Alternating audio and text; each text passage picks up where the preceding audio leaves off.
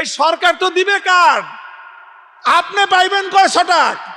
আচ্ছা বলেন, আপনাদের জন্য যদি সরকার প্রতি মাসে 10 কেজি করে গম বরাদ্দ দেয়, আপনারা কয় কেজি করে পাইবেন বলে আশাবাদ? বলেন, পাইবেন কিছু?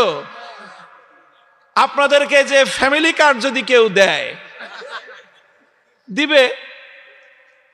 আপনাদেরকে মনে করে রেশনের কার্ড দিল, এই সরকার তো দিবে কার্ড, আপনি পাইবেন কয়শো টাকা।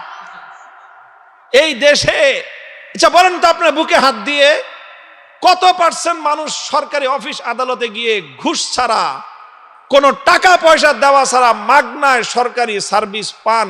কত % মানুষ পান আছেন? বলেন, হাত উঠে দেন। মানুষ না খেয়ে মরে, তারপরে তো মানুষের গম খেয়ে ফেলায়। ব্রিজ কালভার্ট বানাবে, রডের বদলে বাঁশ দিয়ে বসে থাকে। তাইলে এই যদি হয় মানুষের সাথে আচরণ, চিড়িয়াখানার বাঘের সাথে কি করে ওরা? আর বাঘে তার কইতেও পারে না তুই আমার গোশত মেরে খাইছস। ওই 20 কেজি গোশতে 10 কেজি আগেই যায় গিয়ে চিড়িয়াখানার বাইরেই, ভিতরে যা পাঠায় ওখান থেকে স্টাফ মিস্টাফ যা আছে ওরা গরুর মাংস কিছু আপনার বুনা করে খায়, আর ছাল পাকলা কিছু দেয় বাঘেরে খায়, ওই আর কি। তো এই খায়া খুয়ে সারাদিন চিত্তে শুয়েই থাকে। এরপরে এই বাঘরে যদি কেউ খোঁচা মারেন, তাহলে দেখেন বাঘের তাকাইলে আপনার কলজা পানি শুকিয়ে যাবে।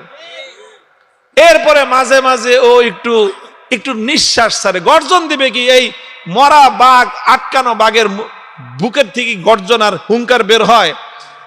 এরপরে সামান্য একটা আওয়াজ যখন করে, গোটা চিড়িয়াখানা থরথর করে কেঁপে উঠে, সমস্ত পোলাপান দৌড় দেয় যে বাঘ গর্জন দিতেছে দেখার জন্য।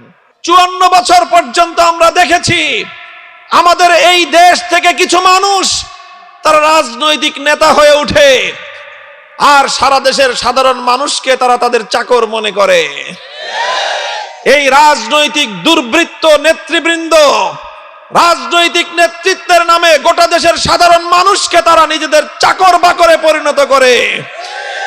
যেই আচরণ করত আমাদের সাথে ব্রিটিশের লাল বেনিয়ারা, যেই আচরণ করত আমাদের সাথে পশ্চিমবঙ্গের দাদা বাবুরা, যেই আচরণ করত আমাদের সাথে পশ্চিম পাকিস্তানের খান পাঠানরা, 54 বছর পর্যন্ত স্বাধীন বাংলার মাটিতে, এই মাটি থেকে জন্ম নেওয়া একদল স্বৈরাচারী জালিম অত্যাচারী শাসক বর্গ বাংলার 18 কোটি মানুষের সঙ্গে গাদ্দারি আর বিশ্বাসঘাতকতা করেছে।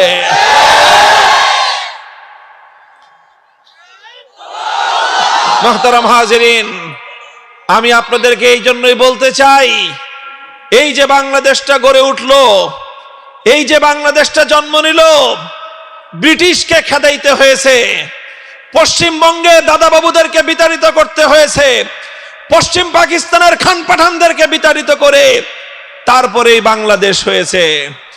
মনে রাখবেন, বাংলাদেশে যদি ইসলাম না থাকে, পশ্চিমবঙ্গ আর পূর্ববঙ্গের মধ্যে কোনো তফাৎ থাকবে না।